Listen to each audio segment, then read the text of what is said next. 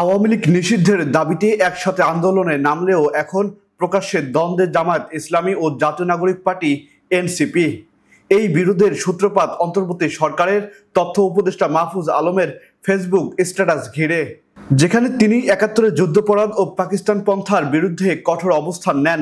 পরবর্তীতে সেই স্ট্যাটাস সরিয়ে ফেললেও তা ছড়িয়ে পড়ে সোশ্যাল মিডিয়ায়। জবাবে জামায়াত শিবির নেতাকর্মীরা সামাজিক মাধ্যমে ক্ষোভ প্রকাশ করেন। এনসিপিও পরে অস্বস্তিতে। দলের পক্ষ থেকে বিবৃতি দিয়ে মুক্তিযুদ্ধ নিয়ে স্পষ্ট অবস্থান জানানো হয়। এদিকে একই আন্দোলনে এক মঞ্চে থাকা এই দুই দলের দ্বন্দ্বকে কেউ বলছে ক্ষমতার নিয়ন্ত্রণ নিয়ে টানাপোড়েন, কেউ বলছেন এটা সামনের রাজনীতির কৌশল। রাজনৈতিক বিশ্লেষকরা বলছেন হয়তো মুক্তিযুদ্ধ ইস্যুতে নিজেদের আলাদা করে দেখাতে চায় এনসিপি, আবার এটাও হতে পারে ভবিষ্যতে বড় মঞ্চের আগে কৌশলগত অবস্থান নেয়া। আসল দ্বন্দ্ব নাকি কৌশল তার সময় বলে দেবে।